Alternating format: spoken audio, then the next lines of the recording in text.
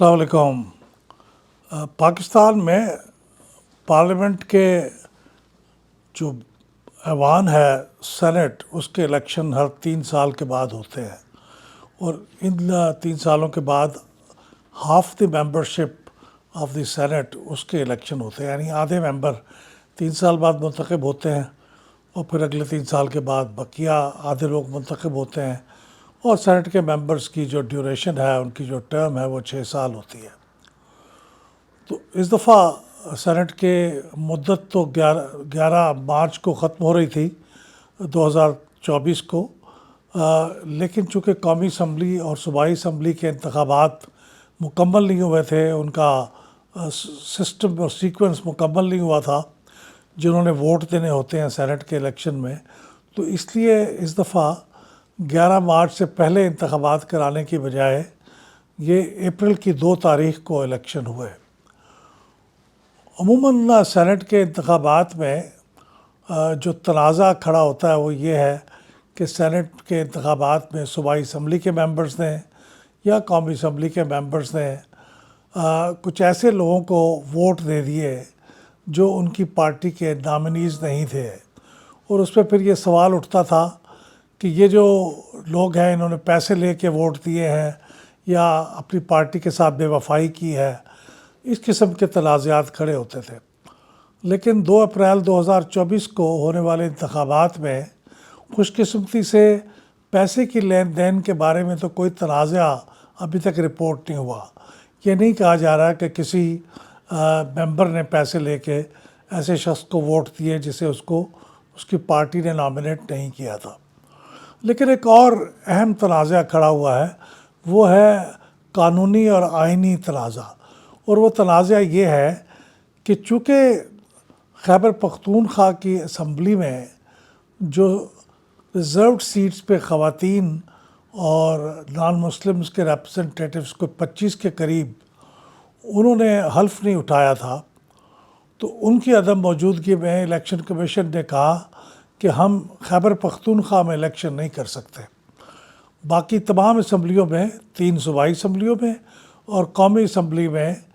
یہ ریزروڈ سیٹوں کے اوپر جو لوگ منتخب ہوئے تھے انہوں نے اپنے حلف اٹھا لیے تھے، اور اب وہ سینٹ کے انتخابات کے اندر ووٹ دینے کے لیے تیار تھے۔ لیکن خیبر پختونخوا میں یہ 25 کے قریب ممبرز کو حلف نہیں اٹھوانے دیا گیا،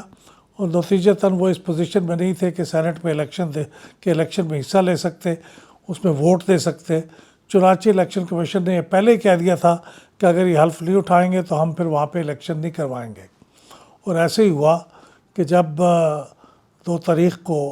الیکشن ہر جگہ ہو رہے تھے تو خیبر پختونخوا میں الیکشن کمیشن نے ان انتخابات کو ملتوی کر دیا۔ تو تنازع اب یہ ہے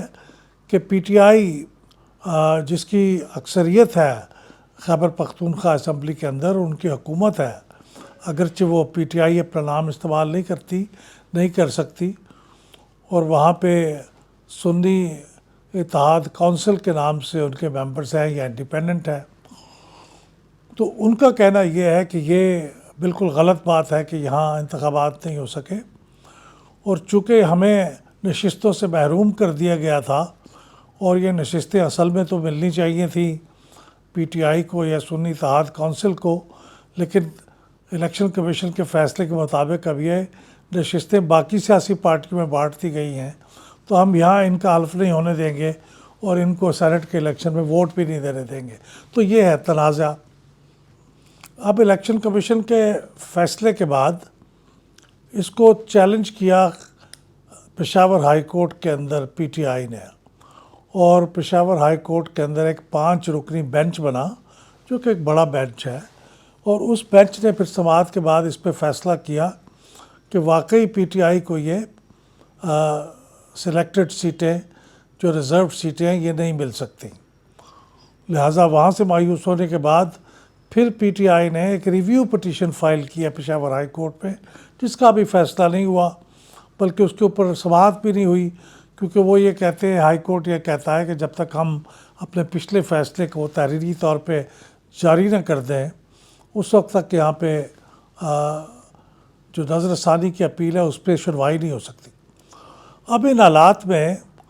جبکہ یہ معاملہ اب کورٹ کے اندر ہے، اب سوال یہ پیدا ہوتا ہے کہ یہ الیکشن ہو گئے ہیں باقی 3 صوبوں میں، اور اسلام آباد کے کیپٹل ٹیریٹری کے الیکشن بھی قومی اسمبلی سے ہو گئے ہیں، تو کیا یہ الیکشن ویلڈ ہیں؟ کیا اس کے نتیجے میں جو سینٹ وجود میں آئی ہے وہ آئین کے آرٹیکل 60 کے مطابق ڈیولی کانسٹیٹیوٹڈ ہے، یعنی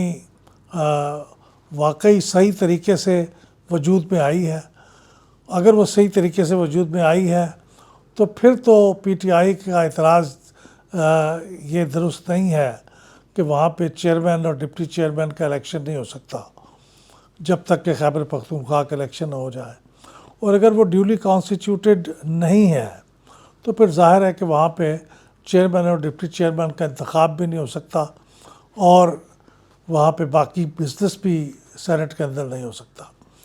لیکن اب یہ ہوا ہے کہ سینٹ کے اجلاس بلا لیا گیا ہے صدر مملکت نے 9 اپریل کو یہ اجلاس بلا لیا ہے، اور آئین کے اندر یہ لکھا ہوا ہے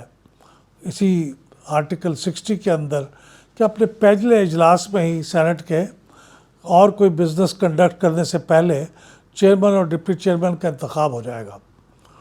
تو اس کا مطلب یہ ہے، اور اس کے مقابلے میں اب عدالتوں کے اندر بھی وہ کارروائی جاری ہے، تو اب کیا یہ سوال یہ پیدا ہوتا ہے کہ کیا یہ جو سینٹ وجود میں آئی ہے یہ درست ہے؟ کیا اس کے اندر ڈپٹی چیئرمین اور چیئرمین کا الیکشن ہو سکتا ہے؟ تو ہماری رائے یہ ہے، اگرچہ اس کا فیصلہ یا تو اب ہائی کورٹ کے ریویو پٹیشن میں ہوگا یا پھر اس کا فیصلہ سپریم کورٹ کے اندر الٹیمیٹلی وہاں پہ ہوگا، وہاں پہ وہ قانون کی تشریح کر سکتے ہیں، وہ کریں گے۔ لیکن میری رائے یہ ہے کہ اب چونکہ 3 صوبوں کے اندر پوری کی پوری اسٹرینگتھ منتخب ہو کے آ گئی ہے سینٹ کے اندر، قومی اسمبلی سے بھی پوری کی پوری اسٹرینگتھ اسلام آباد کیپٹل ایریا کی منتخب ہو کے آ گئی ہے، صرف خیبر پختونخوا میں